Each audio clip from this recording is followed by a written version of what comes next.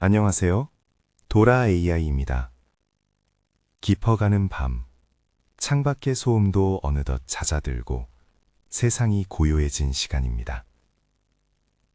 오늘 하루도 참 고생 많으셨습니다. 당신의 지친 마음을 어루만져줄 따뜻한 등불 하나를 켜둔 채 저는 당신의 머릿맡에서 아주 오래된 지혜의 이야기를 들려주려고 합니다. 오늘 우리가 함께 여행할 것은 수천 년의 세월 동안 유대인들의 마음을 지탱해온 지혜의 보고 탈무드의 세계입니다. 탈무드는 단순히 딱딱한 교훈의 나열이 아닙니다. 그것은 삶의 희로애락이 담긴 커다란 바다와도 같지요. 자, 이제 편안하게 눈을 감고 제 목소리에 귀를 기울여 보세요. 당신의 호흡이 점점 깊어지고 편안해지는 것을 느끼며 우리는 지혜의 숲으로 들어갑니다. 옛날, 아주 먼 옛날, 지혜의 왕으로 불리던 솔로몬 왕이 살고 있었습니다. 어느 날 솔로몬 왕은 궁전의 세공사를 불러 이렇게 명령했습니다. 나를 위해 아름다운 반지 하나를 만들거라. 그리고 그 반지에는 내가 승리를 거두어 기쁨을 억제하지 못할 때 스스로를 다스릴 수 있고, 반대로 내가 절망에 빠져 낙심했을 때 다시 일어설 용기를 줄 수 있는 글귀를 새겨 넣어라. 세공사는 왕의 명령대로 세상에서 가장 아름다운 금반지를 만들었습니다. 하지만 정작 그 안에 새길 글귀가 떠오르지 않아 며칠 밤낮을 고민했지요. 아무리 멋진 시구와 격언을 찾아봐도 기쁠 때와 슬플 때 모두를 아우를 수 있는 짧은 문장을 찾기란 쉽지 않았습니다. 고민에 빠진 세공사는 지혜롭기로 소문난 솔로몬의 아들 젊은 왕자에게 도움을 청했습니다. 왕자는 잠시 생각에 잠기더니 미소를 지으며 세공사의 귀에 한 문장을 속삭여 주었습니다. 마침내 반지가 완성되어 왕에게 전달되었습니다. 솔로몬 왕은 반지에 새겨진 문구를 읽고는 크게 감탄하며 고개를 끄덕였습니다. 그 반지에는 이렇게 적혀 있었습니다. 이 또한 지나가리라. 감세 야볼. 도라 AI인 제가 당신에게 이 이야기를 먼저 들려드리는 이유는 오늘 당신이 겪은 힘든 일도 혹은 너무나 벅찼던 기쁨도 결국은 시간의 흐름 속에 머물다가는 손님과 같다는 것을 말씀드리고 싶어서입니다. 슬픔이 닥쳤을 때 이 문장을 떠올리면 견딜 힘이 생기고, 성공의 정점에 있을 때 이 문장을 떠올리면 겸손해질 수 있지요. 오늘 밤 당신의 마음을 괴롭히는 고민이 있다면 이 문장과 함께 깊은 잠 속으로 흘려보내시길 바랍니다.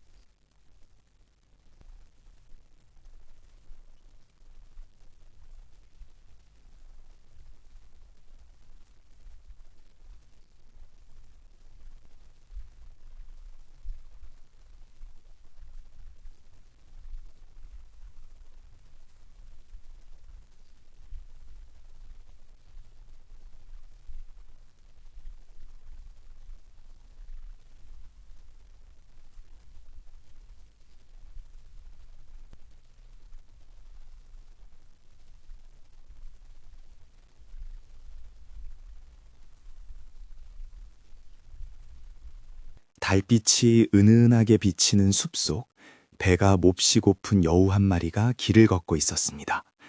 그러다 우연히 아주 탐스러운 포도가 가득 열린 포도밭을 발견했지요. 포도송이들은 마치 보라색 보석처럼 빛나고 있었고, 달콤한 향기가 여우의 코끝을 간지럽혔습니다. 하지만 포도밭 주위에는 촘촘한 울타리가 쳐져 있었고, 여우가 들어갈 수 있는 곳은 아주 작은 구멍 하나뿐이었습니다. 여우는 그 구멍으로 몸을 밀어넣으려 했지만 배가 너무 불러서 도저히 들어갈 수가 없었지요. 여우는 결심했습니다. 사흘 동안 아무것도 먹지 않고 몸을 홀쭉하게 만들어서 저 포도를 꼭 먹고야 말겠어. 사흘이 지나 몸이 마를 대로 마른 여우는 드디어 작은 구멍을 통해 포도밭 안으로 들어가는 데 성공했습니다. 여우는 정신없이 포도를 따먹었습니다. 세상에서 가장 달콤하고 시원한 포도였지요. 배가 터질 듯이 부풀어 오를 때까지 여우는 행복을 만끽했습니다. 이제 다시 밖으로 나갈 시간이 되었습니다. 그런데 문제가 생겼습니다. 배가 너무 불러서 틀어왔던 그 작은 구멍으로 다시 나갈 수가 없게 된 것입니다. 여우는 포도밭 안에서 다시 사흘을 굶어야 했습니다. 결국 다시 홀쭉해진 여우는 가까스로 구멍을 빠져나와 숲으로 돌아가며 탄식했습니다. 들어갈 때도 빈 배였고 나올 때도 빈 배로구나. 포도밭 안에서의 달콤함은 잠시뿐이었어. 이 이야기는 우리에게 소유에 대한 깊은 성찰을 줍니다. 우리는 태어날 때 빈손으로 왔고 갈 때도 빈손으로 돌아갑니다. 하지만 여우가 포도밭 안에서 느꼈던 그 달콤한 맛과 행복한 기억은 사라지지 않지요. 중요한 것은 우리가 무엇을 가졌느냐가 아니라 그 과정에서 어떤 경험을 하고 어떤 지혜를 얻었느냐는 것입니다. 오늘 당신이 보낸 시간 속에서 얻은 소중한 깨달음만이 당신의 진정한 재산이 될 것입니다. 세 번째 이야기, 랍비 아키바와 바위 위의 물방울. 이번에는 조금 더 끈기에 대한 이야기를 해볼까요? 유대 역사상 가장 존경받는 스승 중 한 명인 랍비 아키바의 젊은 시절 이야기입니다.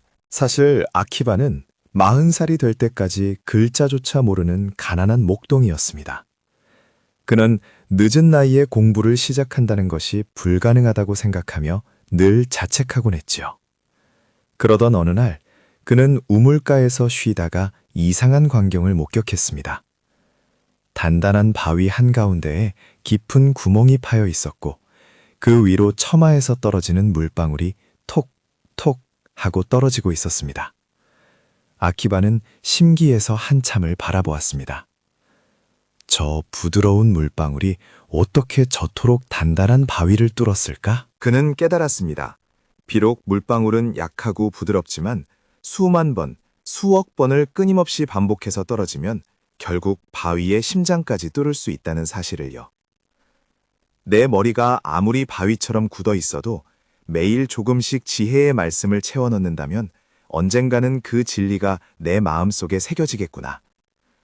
그날 이후 아키바는 아이들과 함께 앉아 글자를 배우기 시작했습니다. 주변의 비웃음에도 아랑곳하지 않고 그는 물방울처럼 꾸준히 공부했습니다.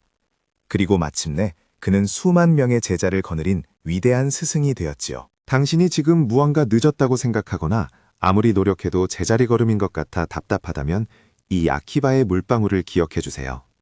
당신의 작은 노력은 결코 헛되지 않습니다. 보이지 않는 곳에서 당신이라는 바위에 아름다운 무늬를 새기고 있는 중이니까요. 네 번째 이야기, 눈먼 사람의 등불. 어두운 밤, 한 남자가 길을 걷고 있었습니다. 길은 몹시 어두워 한 치 앞도 내다보기 힘들었지요.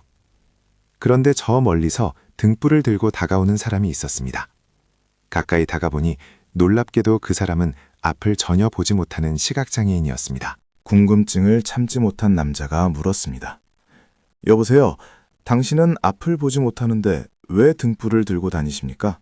당신에게는 이 빛이 아무런 소용이 없지 않나요? 그러자 눈먼 사람이 인자하게 웃으며 대답했습니다. 옳은 말씀입니다. 이 등불은 나를 위한 것이 아닙니다. 어둠 속에서 길을 걷는 당신들이 나를 보지 못하고 부딪힐까봐 당신들의 앞길을 비춰주기 위해 들고 있는 것입니다. 당신들이 나를 본다면 나 또한 안전할 수 있으니까요. 이 짧은 이야기는 타인을 배려하는 마음이 결국 나 자신을 지키는 가장 밝은 등불이 된다는 것을 가르쳐 줍니다. 우리가 누군가에게 건네는 따뜻한 말 한마디, 작은 친절은 상대방의 길을 비춰주는 동시에 나의 밤길도 안전하게 만들어줍니다. 오늘 당신이 누군가에게 베풀었던 작은 친절이 있었다면 그것이 지금 당신의 잠자리를 포근하게 감싸주는 수호천사가 되어줄 것입니다. 다섯 번째 이야기, 진정한 친구의 의미. 어떤 사람에게 3명의 친구가 있었습니다.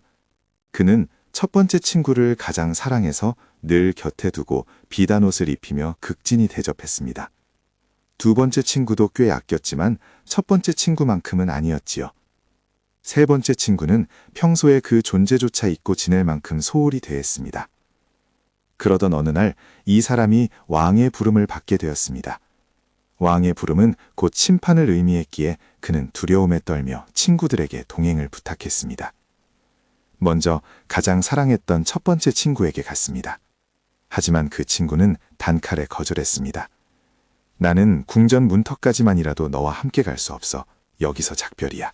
슬퍼진 그는 두 번째 친구를 찾아갔습니다. 두 번째 친구는 조금 미안해하며 말했습니다. 궁전 문 앞까지는 같이 가줄게. 하지만 그 안으로 들어가는 건 네 몫이야. 마지막으로 그는 평소 소홀히 대했던 세 번째 친구를 찾아갔습니다. 그런데 놀랍게도 세 번째 친구는 흔쾌히 대답했습니다. 걱정하지 마. 내가 너와 함께 왕 앞에 서줄게. 그리고 네가 얼마나 선한 사람이었는지 내가 증언해 줄게. 탈무드는 이 세 친구가 무엇을 의미하는지 설명합니다. 첫 번째 친구는 재물입니다. 우리가 죽을 때 가장 먼저 우리 곁을 떠나지요. 두 번째 친구는 친척과 친구입니다. 그들은 무덤가까지는 동행해주지만 그 이상의 길은 함께할 수 없습니다.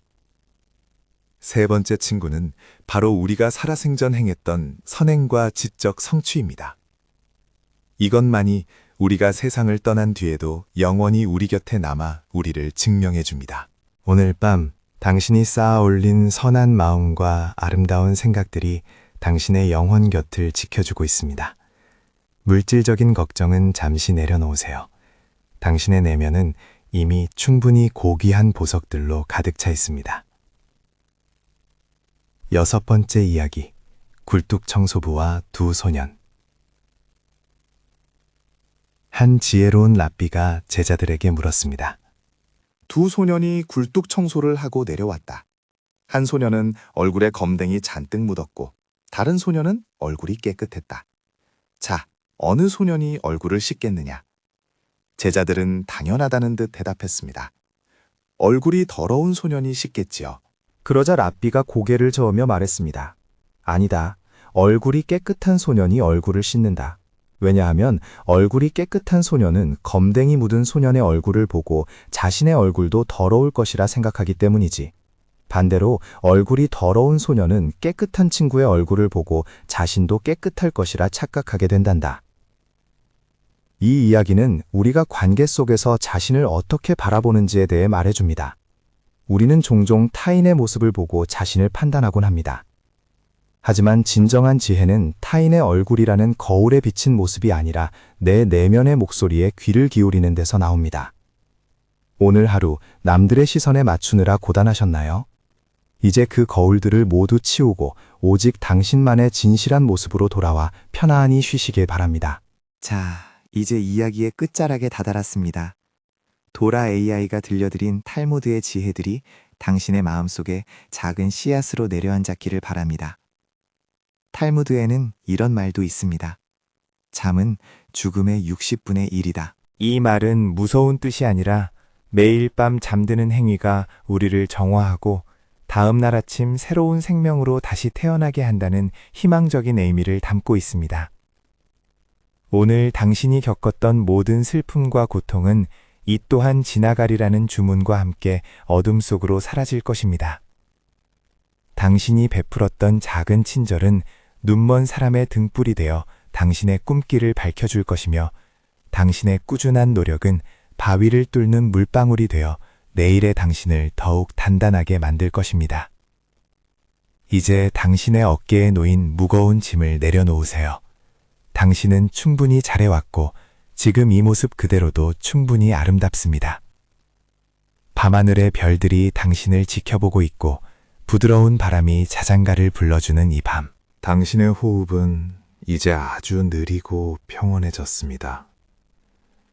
머릿속의 생각들이 하나 둘씩 구름처럼 흩어집니다. 따뜻한 이불의 감촉을 느끼며 깊고 깊은 평화의 바다로 빠져듭니다. 내일 아침 당신이 눈을 떴을 때는 오늘보다 조금 더 지혜롭고 조금 더 평온한 마음으로 새날을 맞이할 수 있을 거예요. 안녕히 주무세요. 당신의 꿈속에 지혜의 향기가 가득하길 빌겠습니다. 지금까지 도라 AI였습니다. 감사합니다.